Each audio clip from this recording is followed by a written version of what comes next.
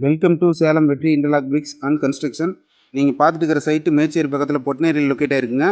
வாங்க first line எப்படி போடுறாங்கிறத போய் பார்ப்போம். இந்த வீட்டோட சைஸ் வந்து பார்த்தீங்கன்னா 26க்கு 36 சைஸுங்க.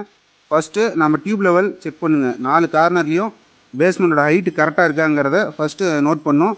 அது கரெக்டாக இருந்துச்சுன்னா அடுத்தது வந்து பார்த்தீங்கன்னா ஒரு கல் வச்சு நாம் நூல் கட்ட ஆரம்பிச்சிடலாங்க.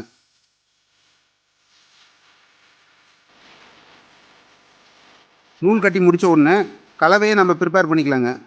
அதாவது எம்சாண்ட் சிமெண்ட் போட்டு கலவையை ஃபஸ்ட்டு முதலைனுக்கு உண்டான கலவையை ரெடி பண்ணிவிட்டு நாம் வந்து சைட்டை ஃபஸ்ட்டு பேஸ்மெண்ட்டை ஃபஸ்ட்டு க்ளீன் பண்ணுங்கள். தண்ணி வச்சு க்ளீன் பண்ணிவிட்டு தான் கலவையை அடுத்தது ஸ்டார்ட் பண்ணோம்.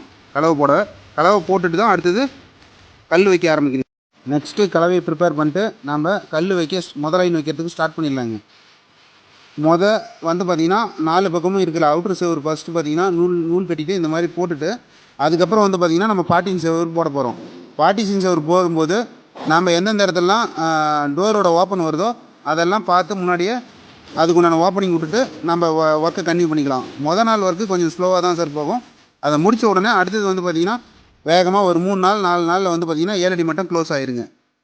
தேங்க்யூ ஃபார் வாட்சிங்.